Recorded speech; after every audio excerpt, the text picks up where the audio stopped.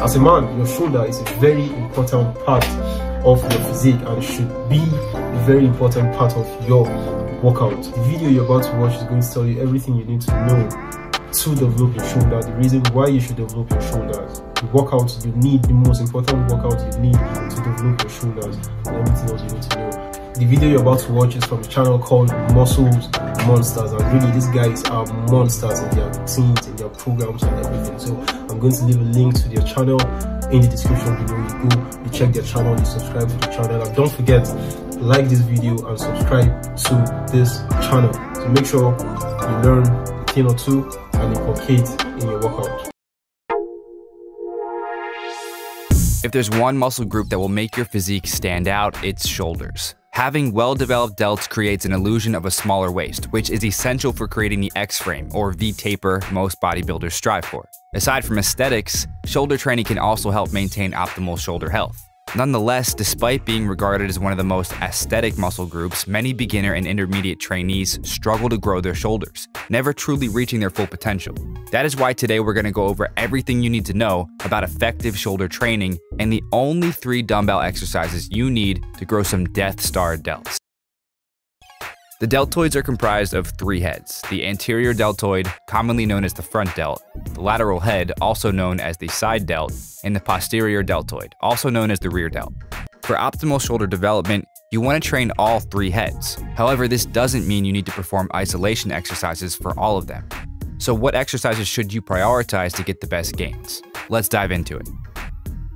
Number 1, standing dumbbell shoulder press. If you're looking to maximize shoulder hypertrophy, your program should include a vertical press that targets all 3 deltoid heads, especially the anterior deltoid. But why the standing dumbbell variation? A 2013 study looked at the deltoid EMG activity for 4 variations of the shoulder press: a standing and seated variation of the barbell shoulder press, and a standing and seated variation of the dumbbell shoulder press. The results of the study showed that the standing dumbbell variation led to the greatest muscle activation in all 3 heads. If you'd like to learn more about how to properly set up for a standing overhead press, we recommend checking out our video on the only 3 upper body exercises you need for mass, where we cover this topic more in depth. Another thing to note is that although the standing dumbbell overhead press will lead to more activation on the side and rear delt, it's mostly a front delt exercise. Therefore, you should include other exercises to specifically target the other heads if you're looking to maximize overall shoulder growth. This brings us to the second exercise on this list: seated dumbbell lateral raises. When trying to hit the side delt, there's nothing like lateral raises, as they effectively train horizontal shoulder abduction. It's important to include isolation exercises for the side delts, as most compound exercises aren't effective at targeting this area of the deltoids. For example, a 2013 study found that the dumbbell lateral raise and cable lateral raise resulted in much more side delt activation compared to the shoulder press and bench press. Since this video is about dumbbell exercises to add mass to your shoulders, we recommend doing seated dumbbell lateral raises as your go-to isolation exercise to target the side delts. The main reason we recommend the seated version over the standing variation is because it reduces momentum and eliminates your ability to cheat.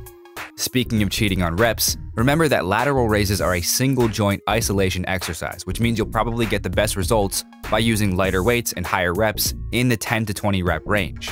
It's common for lifters to use too much weight on this exercise and recruit other muscle groups to assist in the movement, like the traps or lower back. For this reason, it makes sense to progress in reps until you're strong enough to progress in weight, rather than adding weight and risking form breakdown. For example, think of a weight you can do for 3 sets of 10 reps right now. Instead of increasing the load on your next workout and going for the same 3 sets of 10, work your way up to 15 to 20 reps with the same weight. Once you hit the end of the rep range, in this case 3 sets of 20 reps, you can increase the weight and reset the progression. Remember, the goal is progressive overload, not to lift more weight for the sake of lifting more weight. When performing the seated lateral raises, there are some cues you should keep in mind. First, retract your shoulder blades before starting the exercise. From there, focus on sweeping the dumbbell out and up, leading with the elbow until you reach shoulder height. For more side delt engagement, lift your arms slightly to the front, about 15 to 30 degrees, instead of directly to the sides. But be careful not to overdo it and turn the exercise into a front raise. And finally, and this is a controversial topic, but you can also internally rotate the shoulder at the top by raising your pinky above your thumb to get more side delt activation. However, this is not recommended if you feel any discomfort or had previous shoulder injuries, as there is research suggesting this technique can lead to more shoulder impingement. Number 3, chest-supported rear delt fly.